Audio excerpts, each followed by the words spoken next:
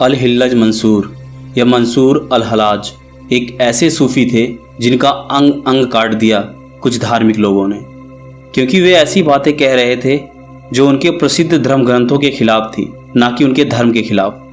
मगर क्या करें, किताबें बड़ी छोटी हैं, उनमें धर्म समाता ही नहीं है। अल हिल्लज मंसूर की सिर्फ एक ही आवाज़ थी, मैं खुदा हूँ, अहम ब्रह्मास्मि।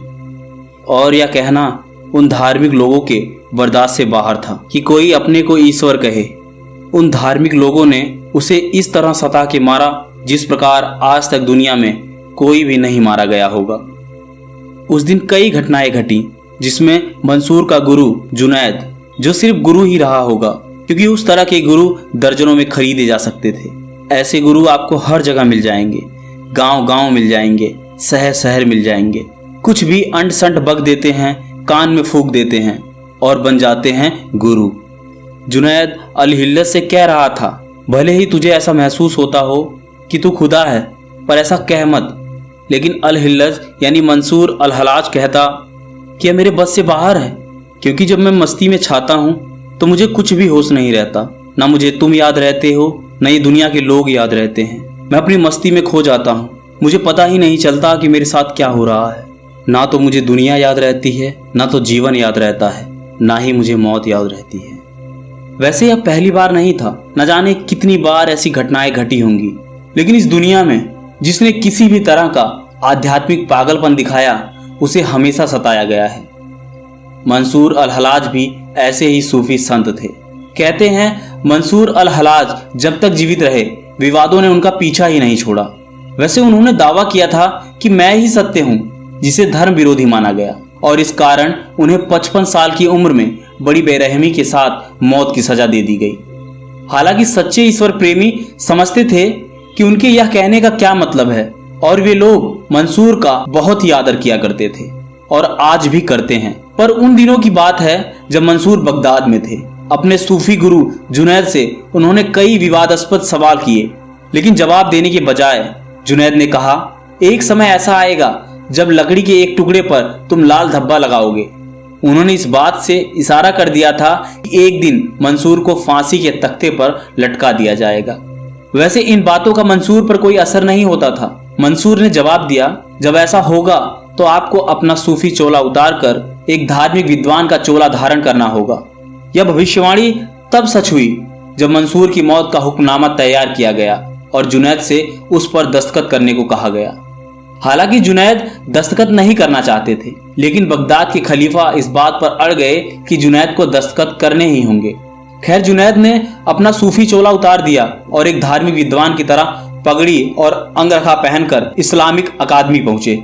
वहां उन्होंने यह कहते हुए मौत के फरमान पर दस्तखत किए कि हम मंसूर हलाज के बारे में फैसला सिर्फ बाहरी सत्य के आधार पर कर रहे हैं। जहां तक भीतरी सत्य की बात है तो इसे सिर्फ खुदा ही जानता है, क्योंकि उस समय हर व्यक्ति जानता था कि मंसूर जो कह रहा है वह सत्य है, और मंसूर ने जो यह कहा कि वह ईश्वर है, वह खुदा है, यह भी सत्य है। जुनैद से मिलने के बाद अगले 5 साल तक उन्होंने एक उच्च आध्यात्मिक अवस्था में मध्य एशिया और ईरान के कई इलाकों की यात्रा की। विद्वानों और आम लोगों दोनों ने ही उनकी शिक्षाओं और प्रवचन को हाथों हाथ लिया और उनकी भरपूर प्रशंसा की। अपनी तीखी परख के कारण वे हलाज यानी रहस्यों के उस्ताद के रूप में जाने गए। वे बसरा से मक्का तीर्थ यात्रा पर गए, लेकिन यहाँ उन पर जादूगर का ठप्पा लगा दिया गया। इसके बाद वह भारत और चीन की यात्रा पर निकल पड़े, जहां उन्हें एक प्रबुद्ध गुरु के रूप में पहचान मिली। उन्होंने मक्का की अपनी दूसरी हज यात्रा की और वहां 2 साल तक रहे, लेकिन उनके आध्यात्मिक सीख बांटने के तरीकों में एक बड़ा बदलाव आ चुका था। उनकी शिक्षाएं अब बहुत गुण हो चुकी थीं और मैं ही सत्य हूँ का दावा करके वे लोगों को एक ऐसे सत्य की ओर आकर्षित करने लगे थे जो शायद कुछ लोग समझ नहीं सके। उनके द्वारा किए गए चमत्कारों के बारे में कई किस्से फैलने लगे। लोग उनके बारे में तरह तरह की राय रखने लगे। कहा जाता है कि मैं ही सत्य हूँ कि धर्म विरोधी दावे की वजह से उन्हें करीब 50 इस्लामिक शहरों से खदेड़ दिया गया। कहा जाता है कि मक्का की दूसरी हज यात्रा पर करीब 4000 लोग मंसूर के साथ गए थे। पूरे 1 साल तक वह काबा के सामने नंगे पैर और नंगे सिर ऐसे ही खड़े रहे। रोज एक आदमी उनके सामने कुछ रोटियां और एक जग पानी रख जाता, लेकिन कभी कभार ही ऐसा हुआ कि कि हलाज ने उन रोटियों और पानी को हाथ लगाया। नतीजा हुआ कि उनका शरीर हड्डियों का ढांचा भर रह गया। बगदाद से वापस आने पर कट्टरपंथी धार्मिक लोगों ने उन पर धर्म विरोधी होने का आरोप लगाया और उन्हें 1 साल के लिए जेल में डाल दिया। जेल में शुरू के 6 महीनों तक लोग लगातार उनसे सलाह लेने आते रहे, लेकिन जब खलीफा को इस बात का पता चला तो उसने हुक्म दिया कि हलाज से कोई नहीं मिल सकता। जिस जेल में हलाज को बंद किया गया था उसमें 300 कैदी थे। एक रात मंसूर ने उन कैदियों से पूछा कि क्या आप लोग जेल से आजाद होना चाहते हैं? कैदियों के हाँ कहने पर मंसूर ने अपनी उंगली से एक रहस्यपूर्ण इशारा किया। अचानक सभी हथकड़ियां और ताले टूट गए और जेल के दरवाजे खुल गए। सारे कैदी जेल से भागने लगे, लेकिन हलाज नहीं भागे। भाग रहे कैदियों ने हलाज से जब उनके नहीं भागने का कारण पूछा तो हलाज ने जवाब दिया, मेरा मालिक के साथ कुछ गुप्त मामला चल रहा है जिसका खुलासा सिर्फ फांसी के तख्ते पर ही हो सकता है। मैं अपने मालिक यानी खुदा का कैदी हूँ। इस घटना के बाद खलीफा ने उन्हें मौत की सजा सुना दी। कहा जाता है कि बगदाद में 1 लाख लोग उनकी फांसी को देखने के लिए इकट्ठे हुए। 500 कोड़े मारने के बाद उनके हाथ पैरों को काट दिया गया, उनकी आंखें निकाल ली गईं और जीभ को भी काट दिया गया। उनके छत बिछत शरीर को ऐसे ही तड़पने के लिए छोड़ दिया गया। कुछ समय में ही उनकी मौत हो गई। जब जल्लाद ने उनका सिर काटा तो उनके धड़ से खून की धार फूट पड़ी और तेज आवाज आई, मैं सत्य हूं। अचानक उनके शरीर से कटा एक एक अंग चीखने लगा, मैं ही सत्य हूं। इसके बाद उन पर उंगली उठाने वालों को एहसास होने लगा कि उन्होंने खुदा के एक लाडले की हत्या कर दी है। मंसूर भारत में धर्म ग्रंथों और उन चीजों को सिखाने आए थे जो वे जानते थे। वे बस इन्हीं सब चीजों के बारे में बात करते थे। लेकिन जब वह गुजरात और पंजाब पहुंचे तो उनकी मुलाकात कुछ ऐसे सच्चे आध्यात्मिक दीवानों से हुई जो परम आनंद की एक अलग ही अवस्था में थे। जब वह वापस लौटे तो बस एक लंगोटी पहने हुए थे। वैसे मंसूर जिस समाज से आते थे उसमें अगर कोई आदमी केवल लंगोटी पहने हुए यूं ही सड़कों पर घूमता दिखे तो उसे घोर पागल समझा जाता था। अपने भीतर परम आनंद का अनुभव कर रहे हलाज ने कहना शुरू कर दिया, मैं कुछ नहीं हूं, मैं कोई नहीं हूं। इसके बाद वह पागलों की तरह सड़कों पर नाचने गाने लगे। वैसे जब आप परम आनंद की अवस्था में होते हैं तो आपके व्यक्तित्व का ढांचा जो सख्त होता है वह ढीला पड़ जाता है। मानो भट्टी में पूरी तरह पका हुआ मिट्टी का बर्तन फिर से कच्ची मिट्टी का बर्तन बन जाए। वह फिर से नरम और लचीला हो जाता है। आप उसे जैसा चाहें फिर से एक नया रूप, एक नया आकार दे सकते हैं। अगर कभी आपने महसूस किया है कि जब लोग मस्ती में होते हैं तो वे बहुत लचीले हो जाते हैं और जब नाखुश होते हैं तो वह बहुत सख्त हो जाते हैं, बिल्कुल लकड़ी की तरह। जब लोगों ने देखा कि मंसूर पर पागलपन सवार हो गया है तो उन्होंने उनसे दूरी बनाना शुरू कर दी, पर उन्होंने उनका विरोध नहीं किया। लेकिन जैसे ही उन्होंने कहा मैं खुदा हूं तो उन पर तमाम तरह के आरोप लगाए जाने लगे। वह मक्का जा पहुंचे।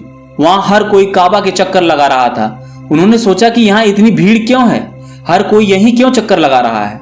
उन्होंने वहां से हटकर पास की एक गली में एक और पत्थर की स्थापना कर दी। संभवतः उन्होंने उस पत्थर में प्राण प्रतिष्ठा कर दी थी। उन्होंने देखा कि उन दोनों जगहों की ऊर्जा एक जैसी थी। फिर उन्होंने लोगों से कहा, काबा में बहुत ज्यादा भीड़ है, सबको उसी एक जगह पर घूमने की कोई जरूरत नहीं है। कुछ लोग इस पत्थर के चारों ओर भी घूम रहे हैं। बस इतना कहना काफी था। इसके लिए मंसूर को भयंकर सजा दी गई। उनकी खाल उधेड़ दी गई, उन्हें कमर तक जमीन में गाड़ दिया गया और उस जगह के खलीफा ने हुक्म दिया कि जो कोई भी उस गली से गुजरेगा उसे उन्हें पत्थर मारना ही होगा। बिना उन्हें पत्थर मारे आप उस गली से नहीं गुजर सकते। जब उनका एक करीबी दोस्त उधर से गुजरा तो उसे भी उन पर कुछ फेंकना था। उसकी जब पत्थर फेंकने की हिम्मत नहीं हुई तो उसने उनकी एक और फूल फेंक दिया। तभी मंसूर के मुंह से एक कविता फूट पड़ी जिसमें उन्होंने कहा, मुझ पर फेंके गए पत्थरों ने मुझे कष्ट नहीं दिया क्योंकि उन पत्थरों को अज्ञानी लोगों ने फेंका था, लेकिन तुमने जो फूल मुझ पर फेंका इससे मुझे गहरी तकलीफ हुई है क्योंकि तुम तो ज्ञानी हो और फिर भी तुमने मुझ पर कोई चीज फेंकी। इस दुनिया में जिसने भी किसी तरह का आध्यात्मिक पागलपन दिखाया है उसे हमेशा सताया गया है। कहा जाता है कि मौत की सजा मिलने से पहले अपने पुत्र को मंसूर हलाज ने आखिरी सीख दी थी। उन्होंने कहा, पूरी दुनिया मानती है कि नैतिक व्यवहार खुदा की ओर ले जाता है।